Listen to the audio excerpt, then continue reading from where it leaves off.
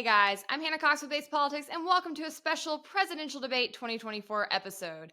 I just stayed up late and stayed sober, I might add, all so I could bring you my top takeaways from the first and likely only presidential debate between Donald Trump and Vice President Kamala Harris. It was a nearly 2-hour affair, and a quick scroll through Twitter indicates that Kamala won the debate, I guess. And what I mean by that is the top takeaway from Republicans seems to be that the debate was rigged, or that the moderators were too participatory, or that the fact checks were unfair, which honestly just sounds like par for the course to me. It was on ABC. I don't know what they were anticipating.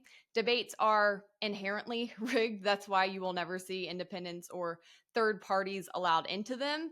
And I honestly think the idea of an unbiased moderator is a mythical, made-up creature. I also think that fact checks are rarely performed with any kind of intellectual rigor, as you recently saw with my own Jubilee debate appearance if you watch my channel. Personally, I thought the debate was kind of a toss-up. I doubt any minds will be changed by it. I doubt most people made it through the full 2 hours.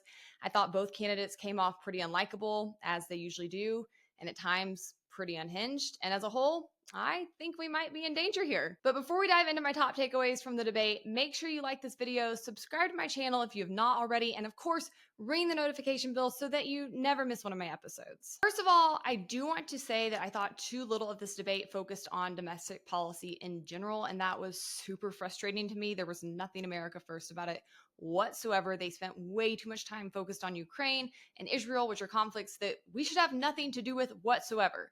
But the opening segment did dig in on econ a good bit, which I liked. And I want to be clear, Trump is by no means perfect on economics. His tariffs are disastrous. His trade policy is horrible. It was horrible the first time around. His proposals this time around are equally nuts. And Kamala hit him pretty hard on that, but Biden did keep Trump's tariffs on China in place, so she really couldn't kneecap him there. And aside from that, while I do think Trump's nationalist impulses severely undercut the economic good he could do, he is still leaps and bounds above Kamala Harris on this front. And I think that that's just a given at this front. Like, is anybody actually even arguing that with a straight face? She doesn't have a plan. She copied Biden's plan, and it's like 4 sentences. Like run, spot, run.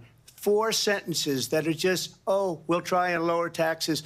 She doesn't have a plan. Take a look at her plan. She doesn't have a plan. His criticism here is super fair. Her policies are very light. She hasn't really come out with a whole lot of heavy hitting stuff. What she has unrolled would be a nightmare. Paying for housing down payments, raising the corporate tax rate, price caps on food.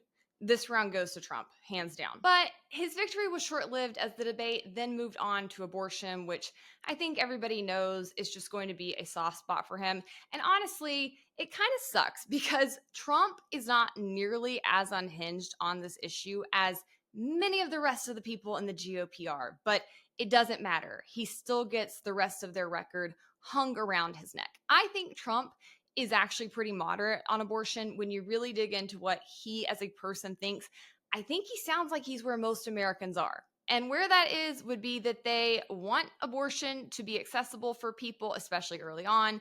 They want safety protections for the health and safety of the mother. They want to make sure that there are exceptions for people who've been victims of rape or incest. And they want restrictions in place once you get past like the first trimester or so. He said as much recently. He even said he was going to vote in favor of a piece of legislation in Florida that's going to be on the ballot soon that would get rid of their 6-week ban. But then he got so much backlash from the extreme pro-life community. And I do mean extreme. These are the people who truly do not believe in IVF. They really do want to get rid of all kinds of other things besides just abortion. Like, they are nutty. And he got so much backlash from them, and he really freaked out, and then he backed off of that. And now watching him try to answer questions about this on that stage was honestly just pathetic. He had absolutely no spine. He was flopping around like a fish. He wouldn't even answer whether or not he would actually veto a ban on abortion if one would pass. He just kept saying they'd never get it through Congress, which, I'm sorry, that's really not good enough for most people. All he had to do in this segment was be normal and sane and give answers that were moderate and restrained and that are about where the American people are on this. But instead, he gave one of the weirdest rants I've ever heard in a debate. He literally alleged that babies were being executed post birth in this country, which is insane. That has never happened. That will never happen. You cannot find a single case where that has happened. You also, I mean, you can't even find cases where this is happening in the third trimester of pregnancies. If a woman is carrying a baby to term and there is an abortion type procedure happening, it is because something has gone severely wrong with that pregnancy. That is a pregnancy that she wanted, and a tragedy has occurred, and there is a decision being made between the woman and her doctor that needs to happen for her safety, usually, and due to a tragic circumstance. No woman is out here just like, YOLO, let me get pregnant, screw up my body, wreck my life for 9 months, and then just have an abortion after my 9 months. It's just so stupid. I honestly, it's annoying to me that this even gets tossed around. I can't take the extremes on either side of this conversation. So anyways, I was just very frustrated with his response on this. And apparently so was the moderator, because she kind of dropped a mic on him. There is no state in this country where it is legal to kill a baby after it's born. Now, Kamala is also getting some criticism for her responses during this segment of the debate. I'm going to read to you from Fox News an exact quote from what she said. She said, now in over 20 states, there are Trump abortion bans, which make it criminal for a doctor or nurse to provide health care in one state. It provides prison for life. Trump abortion bans that make no exception, even for rape and incest, which understand what that means, Harris said. Now, that's not exactly true. I want to show you this map of what it looks like in the country as of this summer. First and foremost, these are not Trump bans. I don't really think that's fair to say. Yes, he appointed judges and he appointed them with the intention of getting rid of Roe v. Wade. He said that all along, and they did just that. That did then kick this decision back to the states. But the state legislatures are what then enacted these regulations and these laws. What's worth noting is that every time this issue has come for a vote to the people of a state since Roe v. Wade was overturned, no matter how red the state, the people have voted in favor of access to abortion. So what's happening is that in a lot of these deep red states you see here, these very, very red extreme state legislatures have passed absolutely bonkers restrictions on abortion. And I would say, people in their states need to reckon with that. But trying to put this on Trump just doesn't make sense. He had no control over that.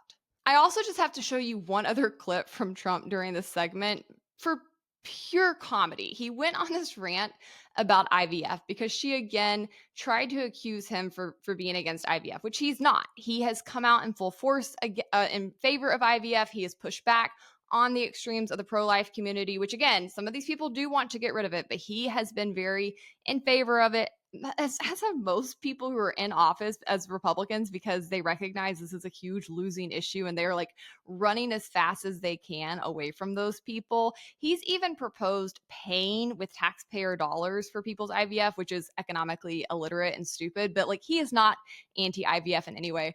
But his response to her was so funny. Vice President Harris, excuse me, I have to respond. Another lie. It's another lie.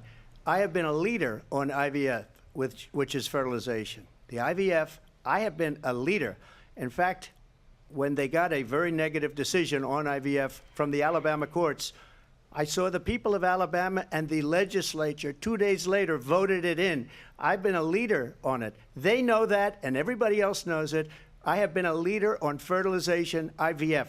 As a woman, I don't really ever want a man to talk about fertilizing me or any other women. But believe it or not, it got even weirder from there over the past couple of days, in large part thanks to Republican trolls / leaders like Ted Cruz and JD Vance. Memes started spreading all over social media, accusing Haitian immigrants of stealing Americans' pets, particularly in Ohio, and eating them. Now, this story was pretty obviously tinged with racism from the very beginning, and it went viral over the past couple of days before being debunked yesterday, but that did not stop Trump from repeating it in a national debate. To our country, and look at what's happening to the towns all over the United States. And a lot of towns don't want to talk. It's not going to be Aurora or Springfield. A lot of towns don't want to talk about it because they're so embarrassed by it. In Springfield, they're eating the dogs, the people that came in. They're eating the cats. They're eating the pets of the people that live there. I'm going to take you to reporting from Axios on this matter. They say the Arizona Republican Party is touting its new billboard campaign, spreading a baseless rumor being promoted by GOP vice presidential nominee Senator J.D. Vance from Ohio that Haitian immigrants in Ohio are eating people's pets. The big picture, Arizona GOP announced Tuesday, it put up 12 billboards in the Phoenix metro area ahead of former President Trump's visit to Tucson on Thursday. The billboards imitate Chick-fil-A's iconic advertising, feature 4 kittens wearing cow costumes, and have the slogan, "Eat less kittens, vote Republican." The billboards reference unfounded rumors that have spread online in recent days that Haitian immigrants in Springfield, Ohio are abducting and eating people's pets and wildlife from local parks. Police in Springfield, which has seen an influx of as many as 20,000 Haitian immigrants over the past few years, say they've received, quote, no credible reports of people harming pets. The Springfield News-Sun reported that a post on a local Facebook group went viral after someone claimed that their neighbor's daughter's friend discovered her missing cat being carved up at a Haitian neighbor's home. The post claimed no firsthand knowledge of the incident. Despite the lack of evidence, Vance has promoted the claims. As a whole, there were few highlights to cover here. Serious matters like entitlement reform, healthcare reform, I don't know, the deficit, our impending doom, got little to no time. And for anybody who truly supports capitalism or individualism or, I don't know, just keeping the government out of people's lives, there were no options on the table.